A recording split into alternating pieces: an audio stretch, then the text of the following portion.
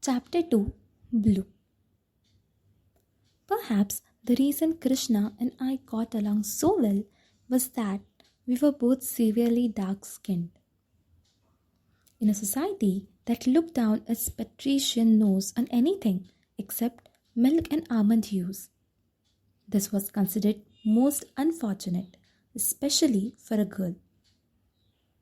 I paid for it by spending hour upon excruciating hour being slathered in skin whitening unguents and scrubbed with numerous exfoliants by my industrious nurse.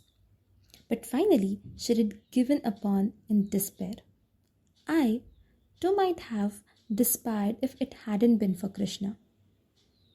It was clear that Krishna, whose complexion was even darker than mine, didn't consider his color a drawback. I had heard the stories about how he had charmed his way into the hearts of the women of his hometown of Vrindavan, all 16,000 of them. And then there was the affair of Princess Rukmini, one of the great beauties of our time. She did send him a most indecorous love letter asking him to marry her. He had other wives too, over 100 at last count. Could the nobility of Kampilya be wrong? Could darkness have its own magnetism? When I was 14, I gathered up enough courage to ask Krishna if he thought that a princess affiliated with a skin so dark that people termed it blue was capable of changing history. He smiled. He often answered my questions with an enigmatic smile that forced me to do my own thinking. But this time he must have sensed my confused distress, for he added a few words. A problem becomes a problem only if you believe it to be so, and often others see you the way you see yourself. I regarded this oblique advice with some suspicion. It sounded too easy to be true. But when the festival of Lord Shiva approached, I decided to give it a try. On this particular night each year, the royal family would go in a procession, the men in front, the women behind, to a Shiva temple and offered their prayers. We didn't go far. The temple was situated within the palace grounds.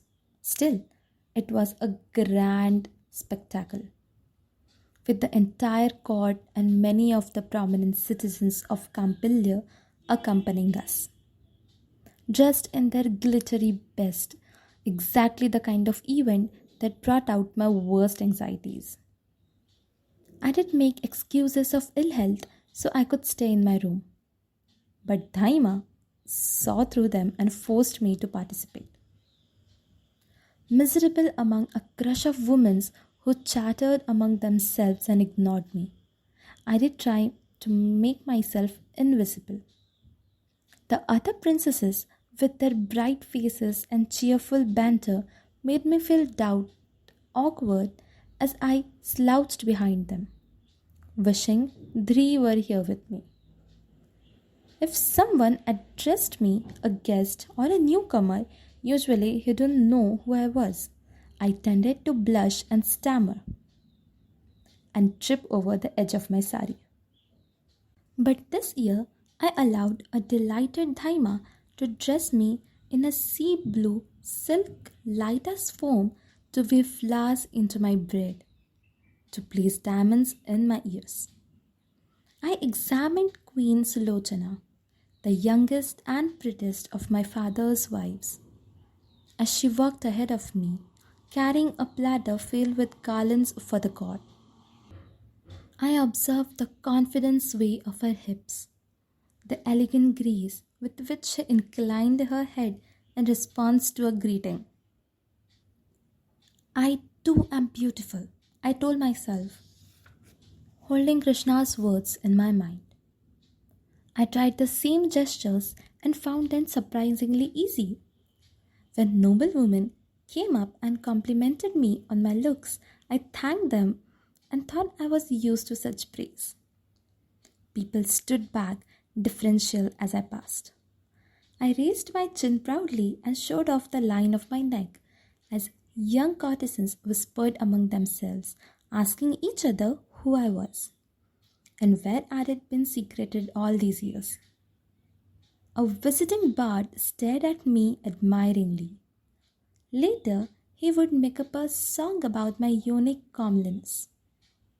The song got public fancy. Other songs followed. Word travelled to many kingdoms about the amazing princess of Panchaaali, as mesmerizing as the ceremonial flames she was born from. Overnight, I, who had been shunned for my strangeness, became a celebrated beauty. Krishna was much amused by the turn of events. When he came to visit, he teased me by playing the tunes of the most extravagant songs on his flute. But when I tried to thank him, he acted as though he didn't know what I was talking about. There were other stories about Krishna.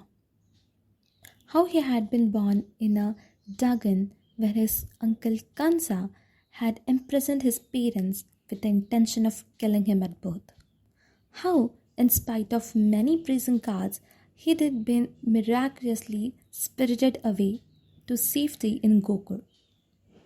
How, in infancy, he killed a demoness who tried to poison him with her breast milk. How he lifted up Mount Govardhan to shelter his people from a deluge that would have drowned them.